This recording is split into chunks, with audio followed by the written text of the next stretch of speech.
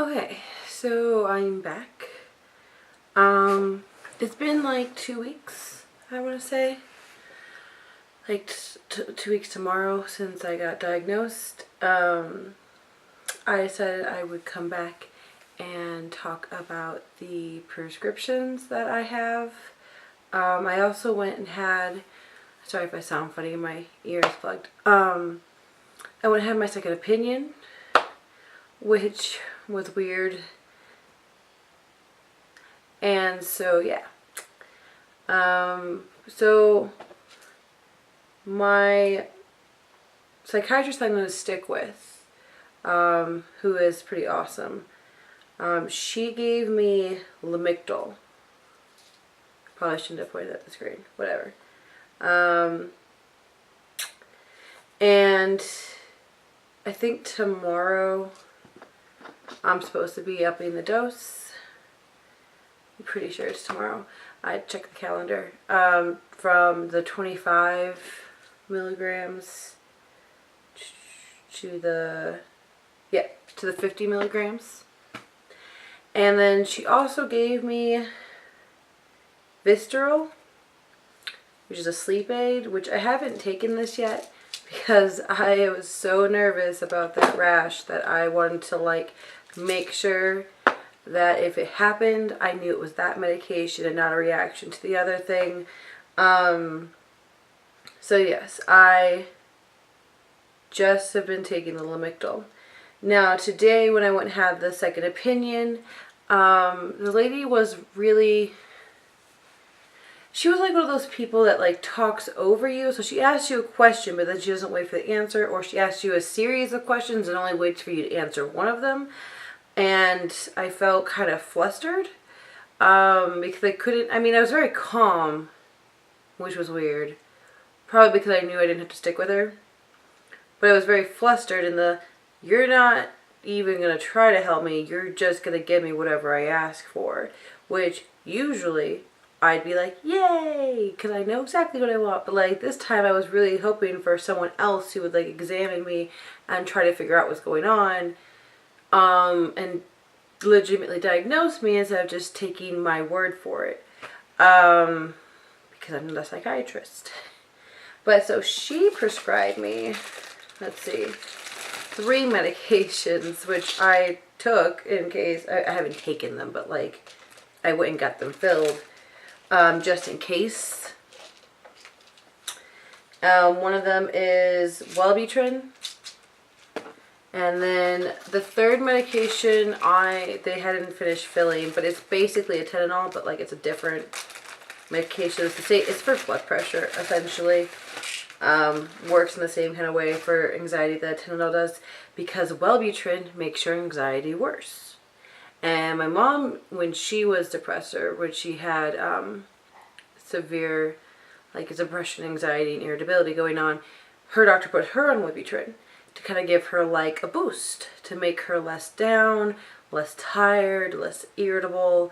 And it really worked for her. And I had gone in once and asked for it, and they were like, yeah, except for you have anxiety, so no. So she gave it to me anyway, because she's like, well, your mom, worked with her, so we'll give this to you, and then we'll just give you this other thing for anxiety that you'll take on a regular basis. And then we'll give you, oh, it's not even the generic. I'm surprised my insurance paid for that. Clozapam. We'll give you that for when you have panic attacks. So I'm on 3 medications, if you count what she gave me, which I'm not going to take until I talk it over with my other doctor, if the first method doesn't work. And I don't think she's going to do it anyway. So, because she already had a second plan in line in case the seizure medication doesn't work. She was going to do the antipsychotics. These are more they're not SSRIs, because the second doctor didn't want to give me, I'm just going to call the first doctor Dr. R, and the second doctor is Dr. L.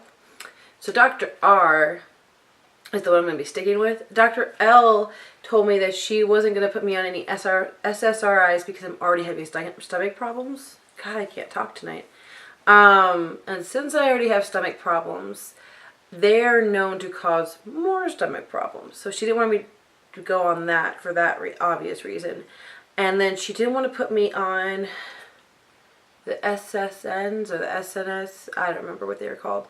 Because they can cause weight gain.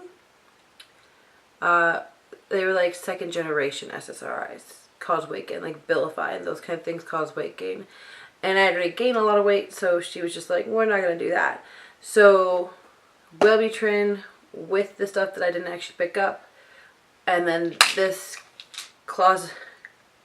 yeah, it's a weird word. But I've heard of this stuff before. But only this one needed because this is addictive. So if I were to take clozapam all the time, I would grow a habit, which I don't want to do. I had to go get one of those flushes or detoxes because I have a drug test for a new job tomorrow and I don't want them to know, like, any of it.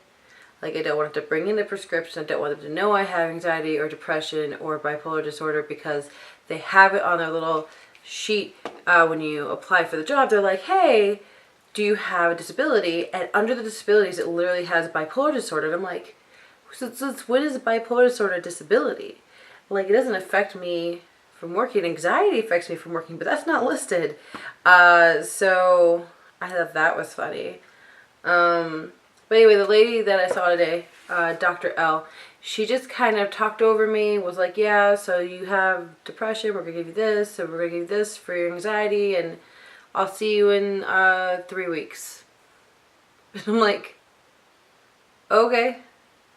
And legitimately, she didn't have anything to say. Like, well, are you sure this is what you have? Do you have any of these symptoms or this symptom? She just kind of was like going through a checklist because my paperwork didn't get through. Because it's electronic and I couldn't figure it out. But I just didn't feel like she was trying or like she cared. Whereas Dr. R, she like definitely was trying to figure it out. She has like a plan and she has like a goal for me and I just felt safer with her. So those are my experiences with seeing doctors. I'm a little nervous about upping the Lamictal tomorrow.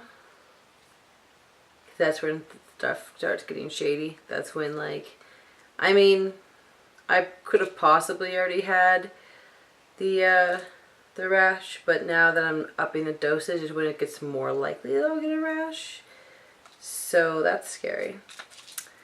Oh, also I went in around and told a couple of my friends about what's going on, and I found out that I'm not the only one down here with bipolar disorder, or is my other friend. One of my newer friends actually has it, and she took the Lamictal and she got the rash. No joke, like on her thigh. She went in, took care of it, it was fine, she said, but like, that's just more terrifying. She actually does, I'm pretty sure she's on Prozac, I want to say, and that works for her. Doesn't work for most people, but it worked for her. She just had to be put on it very, very slowly because she reacts badly to medication the way I do. So aside from medication, I thought I would talk a little bit more about how I've been dealing. I've only been back to work like maybe 2 days, if that. I really don't think it was even that long. I wasn't back at work that long. I was back at work like Tuesday to Thursday or something. And then like Friday was a potluck and I was like, I don't care. And I keep shopping. I shouldn't be shopping because I'm not making any money right now. And I don't think it's affecting me as hard as it was. I definitely don't feel like I have to be a different person anymore, which is good. My cats still seem to like me. The first day freaked me out because I like took the I remember it was the second day, but I took the medication and then like my cat didn't want to come near me and I was like, I'm the same person, just love me. But she's fine now. She's like sniffing one of my flowers. boyfriend's handling it pretty well. We had a little bit of a chat about like keywords that like are trigger words for me that make me more upset about things. And he has agreed to like bring that down. And I told him, you know, I just need time to get better. If this is going to work, I need it to work. But I can't be worried about us. Like, whatever that means, if that means I have to go away or whatever, like, I just can't focus on our relationship when I'm trying to focus on myself. And he was like, no, I'm definitely going to be here for you. You don't need to go anywhere. Like, I've just been really stressed. So, I'm trying to, like, remember that I'm not the only one in the universe. And he's trying to remember that I'm dealing with way more than I am expressing. So that's all good. I will say that in 2 weeks I did go through a series of like feeling like I was a lot angrier, and now I feel like I'm a lot more calm all the time. And I don't know if I like that, but I've been coloring a lot. He got me like these super cool adult coloring books that are like animals and mandalas and like awesome crazy shapes, and I've been coloring like crazy. I've only had them for a couple days because we just celebrated Christmas last night, even though it's not Christmas yet. And so see, look, there's like elephants. This is just one of the books, but I've already colored like 3 of the pages because I love to color. But see, there's stuff like that. And the coloring, I think, has been helpful because it lets me like escape and still play with my creativity. And as long as that's going, I feel like I'm not losing my creativity, which is a big fear for me, was that as an artist, I'm going to get leveled. And like all my... Remember on Friends when Chandler got rid of his 3rd nipple? I feel like I'm Chandler and I'm about to get rid of my creative because I'm getting rid of my disorder. But that's not really true. You're not getting rid of anything, you're just dealing with it. So as long as I don't completely flatline and go really, really mellow, I think I'll be okay. But yeah. I think I'm coping as well as I could.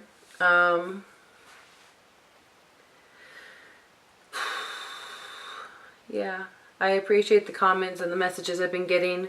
And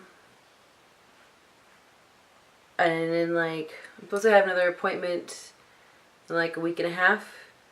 But I don't know if I'm going to be able to do that because I just started a new job on Monday. And yeah, so it's 100% attendance required. And when I try to tell them, well, I already have these 2 appointments, they were like, then do you want to start later? And I was like, no, I don't want to start later because the person that I'm starting with is giving me the ride, and if I don't start with her, then I don't have a ride.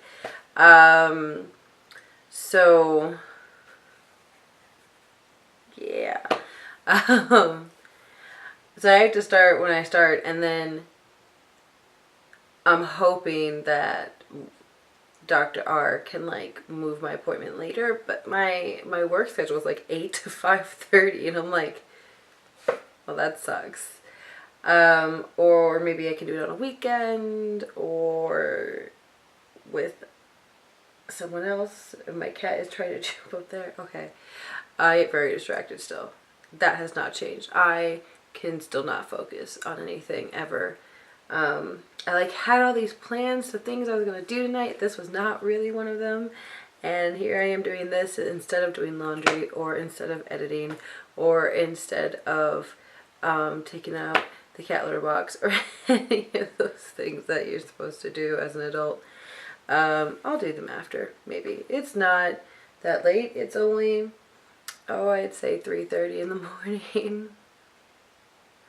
Whatever. Yeah, so that's about it. If you have questions, you know, ask away.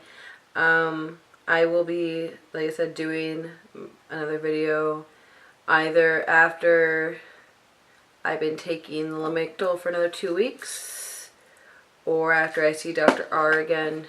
I'm just gonna keep making these videos to see my journey. If you get bored, I'm sorry. These aren't gonna all be very entertaining. They're just kind of here for documentation's sake and to make sure that I have some balance and outlet. Yeah. Yay. I still gotta say though, like, I think, you know how they say you're supposed to flip a coin because when the coin's in the air, you know what you want it to be, like heads or tails. You know which one you want to land on. That's how you decide things. Well, when I went in to see her and she didn't say anything about being bipolar, that's how I kind of knew that I truly believed it. Because I was a little bit angry that she didn't come to that conclusion too. Angry is not really the right word. Frustrated. I was frustrated that she didn't dig a little deeper and didn't come to any sort of other conclusion. And I would have taken like another diagnosis, but just to have her go along and say, yeah, you're depressed and have anxiety disorder. Well, that's cool. It was a little frustrating. And I didn't even tell her that I was like getting a second opinion because I didn't want to have that skew what she thought. And doctors tend to get a little offended if, you know, you tell them something like that. Like, oh, I'm just here to, like, you know, give you a test, basically. But yeah. So, I will talk to you guys again in like 2 weeks or so. But other than that, you know, keep messaging me. Keep talking to me. I'm interested to hear what you guys say.